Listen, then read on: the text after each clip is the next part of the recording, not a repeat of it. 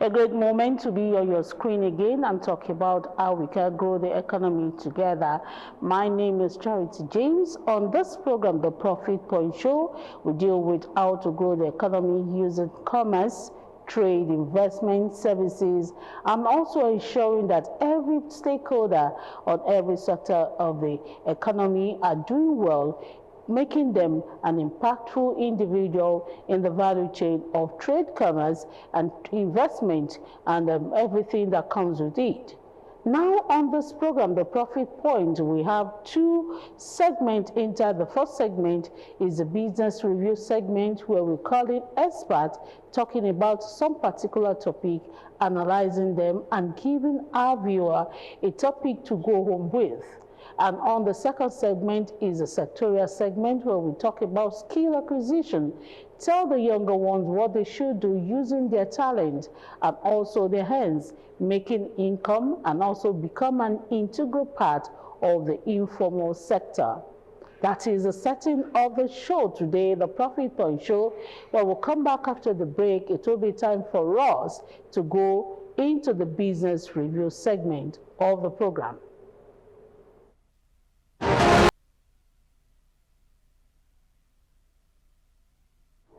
This is the business review segment of the Profit Point Show. Now, today we want to dwell on the informal economy. Dwelling on informal economy, that means we want to look at what makes it tick, what is the opportunities there, what are the challenges there, and how can players in that sector maneuver the opportunities and risk, and giving out the best that they can give, knowing fully well that the informal sector play a very vital role in the economy. So our analyst is in the house, a business coach who is a business coach with Ijebu Business School. He has been on the field coaching a lot of people on what they should do about businesses and how to grow them. We have Frederick Ogweko on the program. Good morning, Mr. Frederick. Good morning, ma'am. Good morning. It's nice. It's a pleasure to be able to join you this morning. Thank you for coming on the program. Now, the informal sector, when we talk about informal sector, what do we mean? A lot of people will tell us we have formal sector and informal sector, but for people who are not grounded in the business world, we see every business as a business. We don't differentiate, but for coaches like you or experts like you, you divide them and tell us these are informal sector, this is informal economy, and this is the formal economy. So let's talk about the differences. What is informal economy and what are the benefits there? All right, good morning once again. It's a good topic at this moment. The economy is striving to be balanced. Well, back to your question, the informal economy refers to the economic activities or the employment that are not regulated by the state. What do we mean by the state? That means the government. So that means that an informal economy is the people who their business activities or who their daily living on daily basis are not really regulated by the government. These are the people you see at the market. These are the people you see at the roadside selling their goods and services, morning at 8 times on the daily basis. They are there carrying out their means of livelihood, basically without any prior knowledge or formal education before they could do all those things. So the category of those people that fall under that are called people that fall under informal sector. So, but the formal sector are the well structured, are the sectors at which the government, the state, really regulates either by the virtue of employment, by the virtue of what they do, by the virtue of how they carry out their activities. The businesses that are well structured, that are being registered with the government, are claimed to be under formal sector. Why the informal sector, which we are really looking at today, are those folks that didn't really need any knowledge, prior knowledge, or they really any formal knowledge before they could carry out their business. You can see most of them have their stores even at the marketplace, even some at the roadside, but on the daily basis, money exchange hands through this set of people on the daily basis. And in fact, at some point, they even create mini or micro employment for people. You see them having stores, they will employ people, but most of those their stores are not regulated. So those are the people that fall under the category of informal sector. So I think that is just the definition of informal sector for our viewers at home. So why do we see them as very, very important sector of the economy? Now, when any government or anybody wants to go into the business sector, they give them a special place and they call them the drivers of the economy, so to say. So why do they see them as driver of the economy, and what are the benefits that they bring to the economy, especially when they are not really regulated by the government?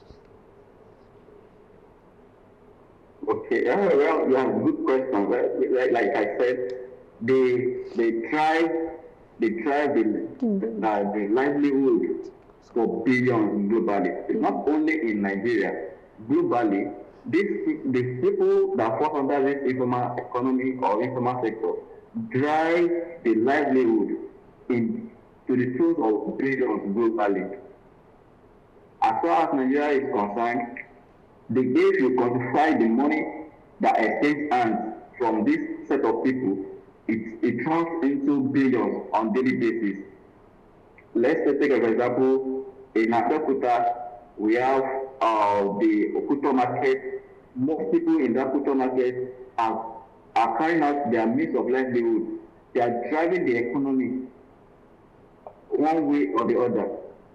So as far as those things is concerned, by the time, at the end of the day, by the time you try to quantify how to the tune of what has exchanged hands at that mini market, you will notice that billions of naira has been exchanged hands in the course of the transaction from President to this, and so they drive the means of livelihood.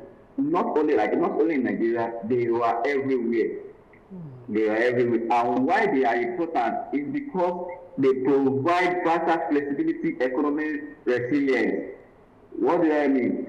Anybody, once you have the mini or little capacity, you are free to join this sector in order to make a means of livelihood. So it is very flexible for people to join. Imagine if somebody that just finished secondary school, like, fine, I lost interest in selling and buying. Okay, I know how to sell. I've learned how to sell for my parents. So they can easily go into that. They didn't really need any formal knowledge before they could just do that. They can just, okay, fine, let me get a store, let me get a shop somewhere else and start their business. So, and by that time, and another benefit is that in the course of doing their business, some even employ others to join them. So it creates another means of livelihood for some people that are also not skillful enough to carry out a meaningful or gainful employment. So these are the means or ways at which they impact the economy. That's why most of the time the government at all levels do not really neglect them. They try to see how they can make their business more comfortable for them in terms of, okay, fine, providing space for them, okay, a very good situation whereby they were able to transfer security and all the stuff for them. Thank you. Okay, now let's talk about the associated risk to operating in the informal economy.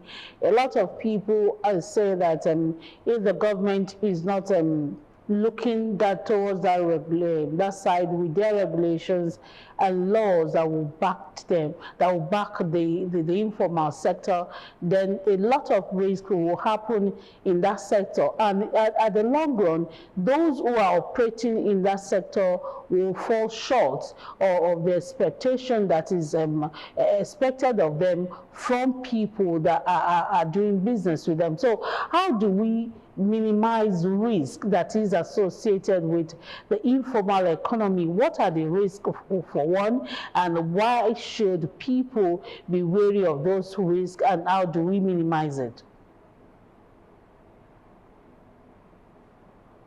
All right. Well, if you are talking about the risk involved, the risk involved it can be categorized into two: on the part of the player, and on the part of those buying from them. Fine. The risk is let me put it this way. Let's say from the part of those that are buying for them. No, you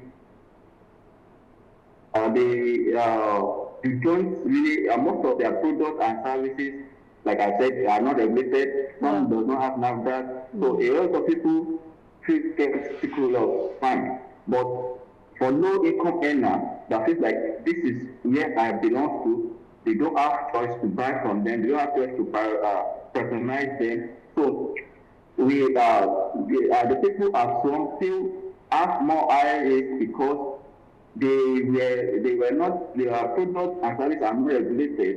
They buy at their own risk and they live with that as well. So people also buyers from the other side have risk taken from them, and they have risk of competitive risk. Okay, fine. They will be competing with those that are made in that sector. Let's take, for example, somebody that is making honey, selling honey at the roadside.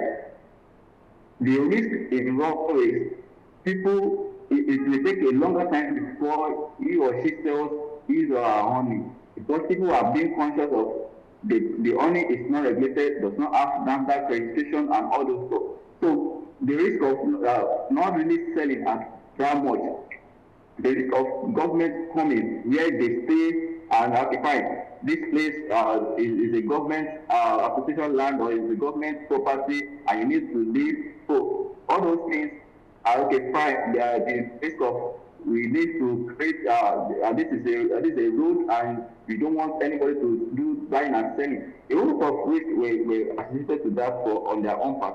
But likewise, like I said, on the part of the consumer or the part of those that patronize them also, there are risks associated with it because their product and service are not regulated, like we said, and people tend to be conscious these days, like we encourage people to be conscious of what they buy, where they transact, and what they eat and other stuff. So those are the risks that we can just talk about that is associated with them. And on the other part, they have key opportunities. Well, as being in the informal sector, they have a whole lot of opportunities that maybe because of this session we can easily go through and discuss. Okay. Before we go to the main opportunities that we have to discuss on that, let's talk about how to upgrade them, because a lot of people will say if those operating in the informal sector or informal economy are doing well for themselves, and some even employ one or two people to assist them in maybe in their production or in their sales, then they should be upgraded to a level that they will be appealing to those who want to buy, or the government who wants to assist them. So what are the opportunities for them to upgrade themselves, especially those who want to leave the level of just seeing by the roadside or seeing in a stall or something? Are there opportunities for them to upgrade themselves? Yeah, okay. Opportunities, like I said, there are opportunities for them for purpose. And on the part of the main players in the sector. The opportunity is just that it's a low barrier to entry. So you can easily, like I said, it does not really require much capital before you join this sector. You All right. As a person. Okay, Mr. Frederick, let's go for a quick break. We are sorry for that. When we come back, we'll continue with your analysis.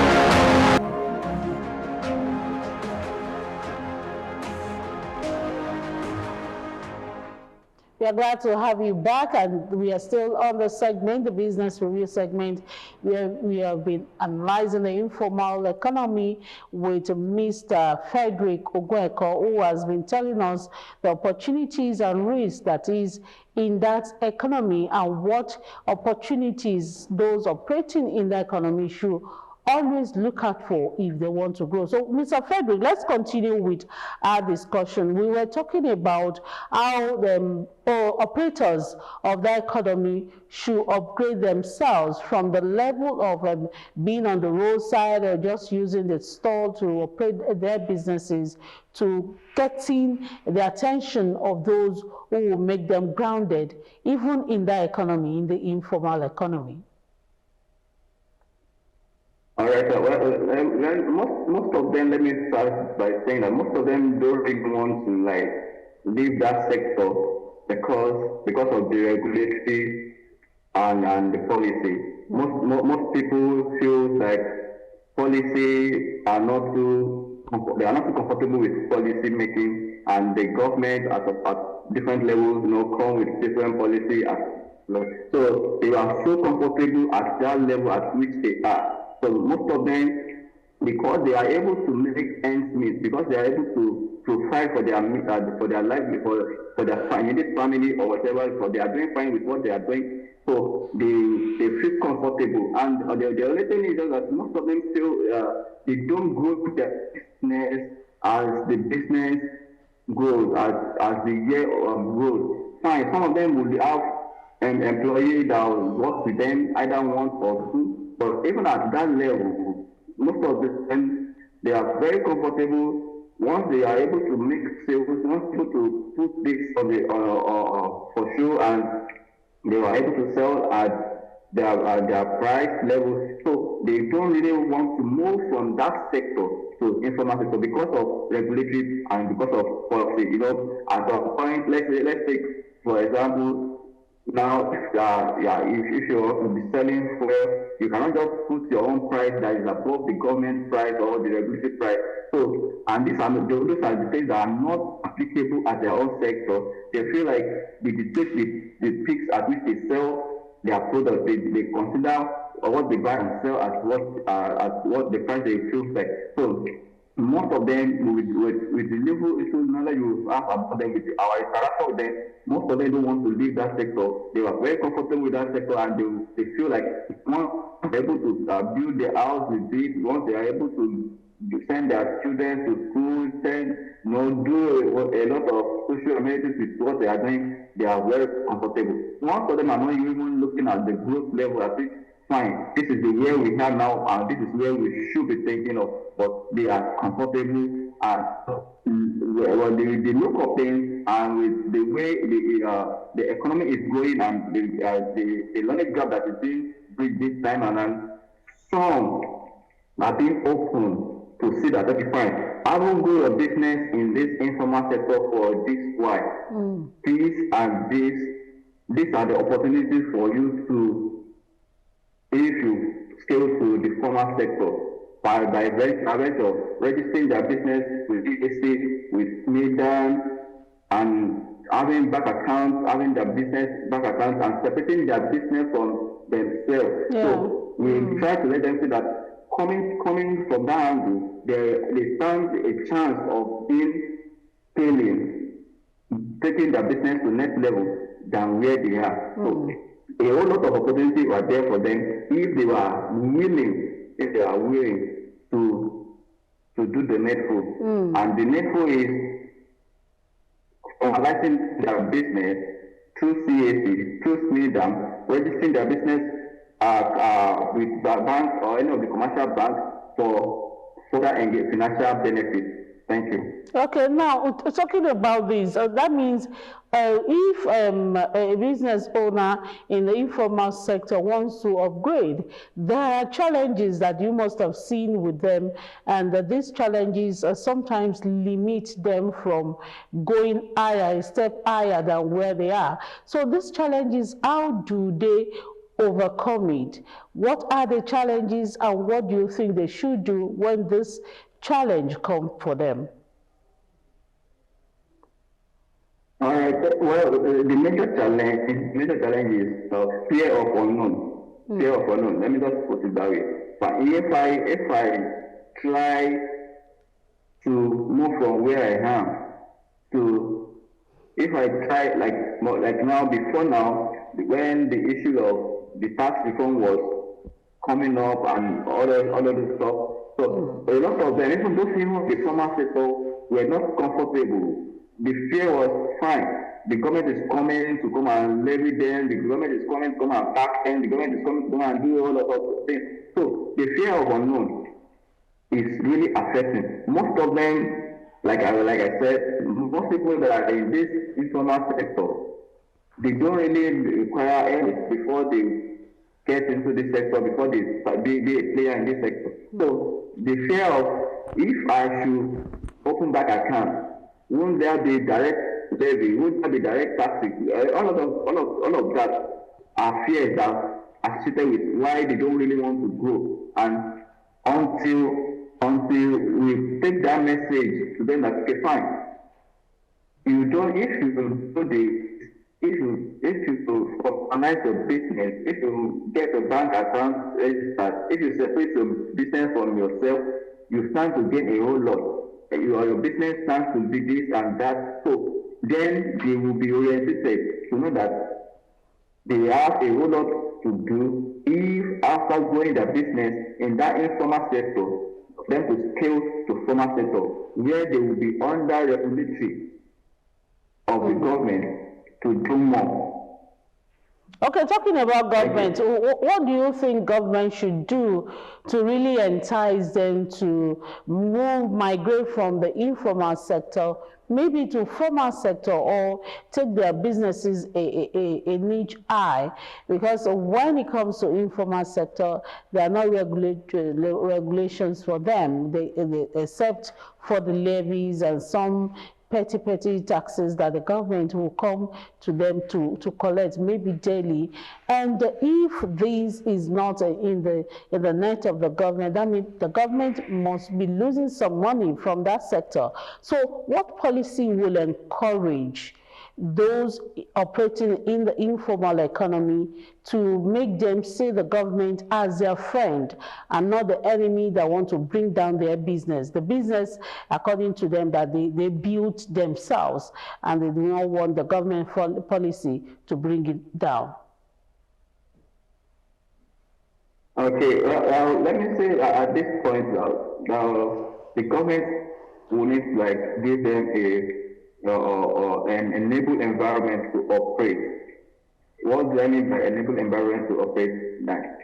Now, even the fact that most of them fall under the informal sector, I can tell you categorically, government still levy them either at the state level, at the local government level, or, all of that. So, for government to do more for them, the government should give them an enabled environment to operate. Fine. Imagine at the level at which they pay for kiosks, they pay for selling their goods and services, and all those levies, even as informal sector is concerned. If the government should give them an enabled environment at which the levy should just be minimal, at which fine, and help them to scale. And government should be government should be proactive in disseminating information. But fine, these are the benefits at which is accrued to you if you after taking, okay, fine, probably government should do an assessment on, okay, fine, how long have you been in your business? What do you need? Okay, fine, this and this, okay, financial assistance that is available in terms of either loan or grant for them. Okay, fine. You have been doing fine with this, your business for a while. Fine, we are going to scale through these opportunities and making it more accessible for them. But even let me put at this point that the government should be friendly with them. Government should be friendly with them. Why is what do I mean by friendly with them? That government should roll out, let's say, a program that will bring them together to know what they are doing, to know how best they can do it, for them to know, okay, fine. If we've been doing it this way, okay, by my own standard, by my own little knowledge, I have 2 employees and fine. If I have that opportunity of getting more knowledge, working on what existing process, I can employ more to scale up. So government should be friendly with them, and government should give them an enable environment to operate. So those are the things I think government should do with them for now. All right, thank you, Mr. Frederick Ogweko, for coming on the program. That's the size of your own segment of the program. Time will permit us, we have a lot, because we have not spoken about how the opportunities that is embedded in upgrading for them. And thank you so much for teaching those who are in that sector what they should do and the opportunities that they should take up, grab when it comes to that sector. Thank you for your time. My pleasure, madam. Thank you so much. All right, now we want to go for a short break, and after this short break, we'll be having the sectorial segment of the Profit Point Show.